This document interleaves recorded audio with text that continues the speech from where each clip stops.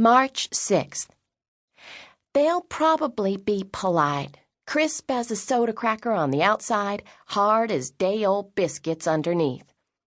Pappaw says not to prejudice my heart before I've got there, but Miss Dixon says to write down what we think now so we can compare it with what we feel after. In the weeks I've been worrying on what to put in the old yellow suitcase, used to be Jessie's, I've taken out every last thing and tried another. I think that how I look and what I wear shouldn't matter, but I feel that anything I put on my back will stand out like a new pimple. Cheryl says those folks in Lexington are so blue-blooded that even their snot is blue. But the farthest she's been is up to Hazard or down to Harlan, same as me. We could count on our fingers the times we've been more than 10 miles out of Thunder Creek, I'll bet. Ma and Daddy don't much like me going on this exchange program. If I was still living in their house, they wouldn't let me have a stranger from Lexington staying at our place. But since I'm up the holla at Pappaw Mosely's now, they can't very well complain. Jessie claims it's not me going to Lexington that bothers her. It's Catherine coming here afterward, and what she'll say about us once she goes back. Howard says the same, but he wants to see what Catherine Combs will do when she meets her first copperhead up on the spur. We were all waiting for Mama Mosely's voice on it, because after I come back from Lexington, Catherine will be staying here for 2 weeks, sleeping with me in my room and eating Mosely food. If Mama didn't want the work and worry of another girl around, that would be the end of it, because she's already got Grandmommy to care for. Ivy June, she says, this may be your one chance to see what the rest of the world is like. Not taking Africa and China into account, of course. But if Lexington's all I'm going to get, I figure I'll take it. And I've got to remember to write about it every blessed day, which is part of the program. Catherine has to keep a journal, too. We're supposed to sign our names after each writing, even if we never show our journals to anyone, because putting our name on paper helps us own up to how we feel. The hardest part will be keeping my mind open and my mouth shut. Ivy June Mosely. Chapter 2.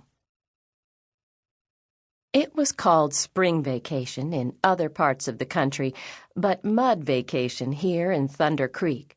The highway that bypassed the valley was paved, but the narrow roads branching off it were dirt. When the rains came, creeks and roads merged in places to become mud, then soup.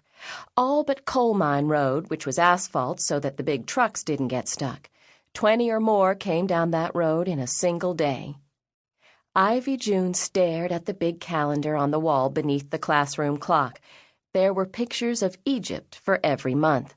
The picture for March was the pyramids, golden as the sand around them. The only connection to Kentucky that Ivy June could see was that the pyramids must have seemed like mountains to people who lived in the desert. To the people of Cumberland Gap, the huge formations that rose from the earth around them didn't just seem like mountains, they were. Shirley Gaines was studying the map rolled down in front of the blackboard. The assignment had been to plan the routes that Ivy June would take to Lexington if she went by road, by air, and by water.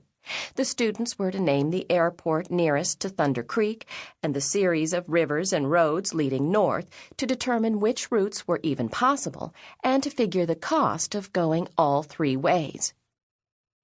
Ivy June watched in amusement as her friend traced a winding blue water line with her finger.